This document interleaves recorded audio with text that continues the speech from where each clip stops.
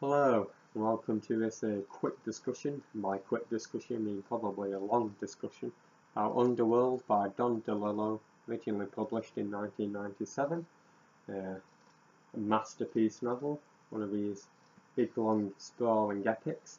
And if you've ever been yearning for the novel about baseball, about waste management, about nuns, about graffiti artists, about artisty artists, about missing children, about missing fathers, about missing films, about missing memorabilia, about protest, about J. Edgar Hoover, about Lenny Bruce, about masquerades, about Vietnam, about the Cold War, about the Cuban Missile Crisis, about nuclear threat, about nuclear waste, about nuclear proliferation, about Long Tall Sally, about love affairs, about chess, about the number 13, and generally about the proliferation of lives. And this is probably a book that you would want to read because it has all of those aspects and much more interspersed throughout its pages.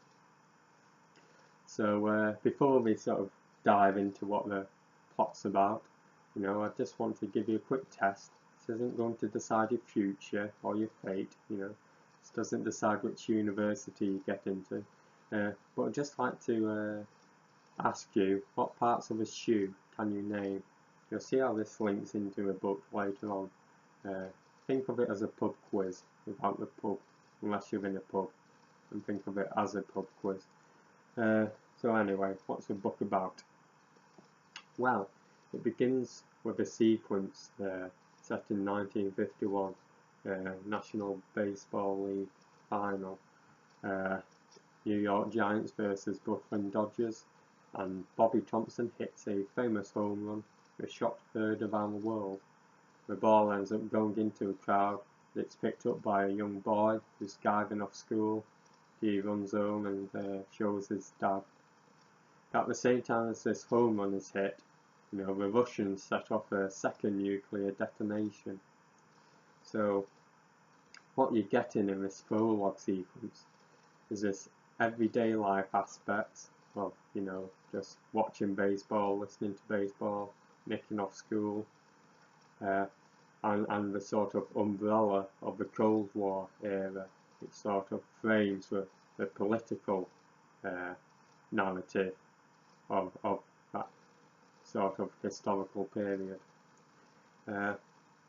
So after this baseball match and the prologue, we jump straight into the early 1990s, and we're introduced to Nick Shea and various other characters. And we're getting their lives, and then throughout the book we're going backwards chronologically as the narrative goes forward, and we're learning about the characters' histories and the sort of mysteries and the missing plots and missing details throughout their lives that sort of come together to form one big cohesive picture as you go through the book. Discovering Nick's past, other characters' lives, and how they all interlink.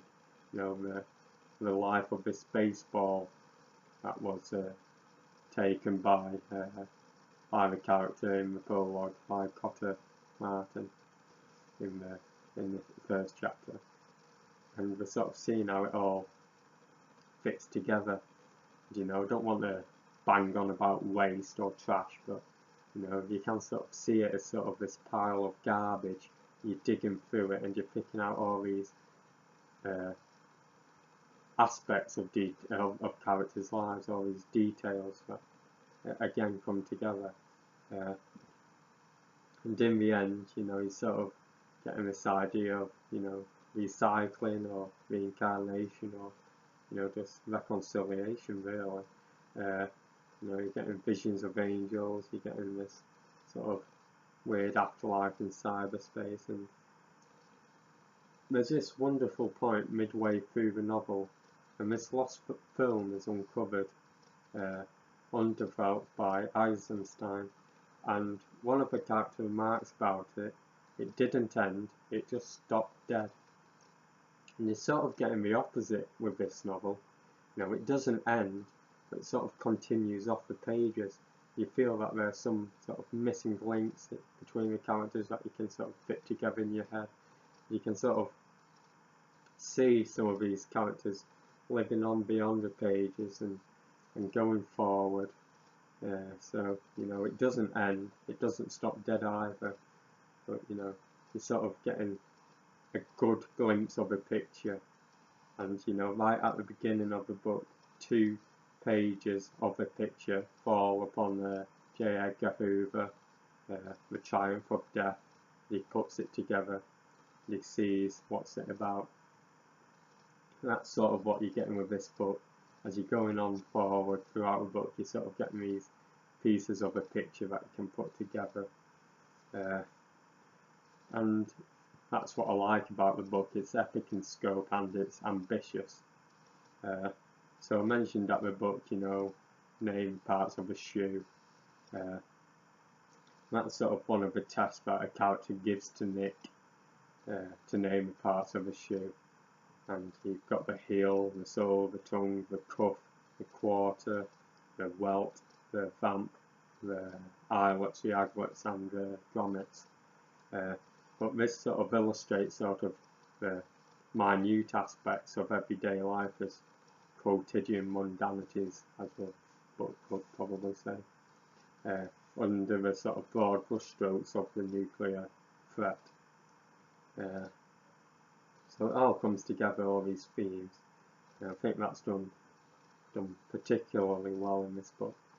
So I have read quite a few negative reviews as well about the book, and I think when you get this book that is touted as sort of a masterpiece and a colossus, you know, there is a sort of expectation that you have, and for me, you know, it met those expectations. I was really impressed by it, but for others it might sort of leave them underwhelmed.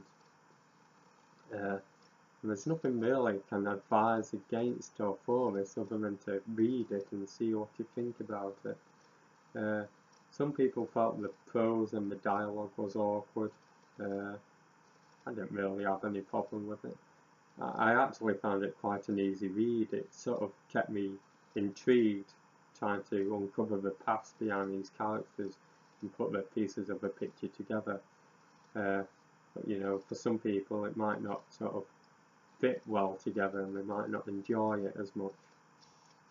The only bad points I had about it was that there were a couple of plot points that were sort of left dangling and not really woven into the story as much as I would have liked. So the Texas Highway Killer was sort of the major one for me. Maybe with another read I can sort of get to grips with it, but you know, it just seemed to sort of be a bit loose. But let's see. So where would it rank on the bookometer? Well, I put it towards the top, the spring brain, which is supposed to indicate my brain springing away with excitement. It's going to be pointing downwards a bit. It's not perfect. It's not at the upper echelons of the bookometer, but it is a good book, well worth reading. If you enjoy these sort of sprawling epics, you know, I'd definitely give this one a try, because I think you can get some real enjoyment from it if you're into these sort of ambitious works. So thank you for watching. Have a good day. I'll see you later. Bye.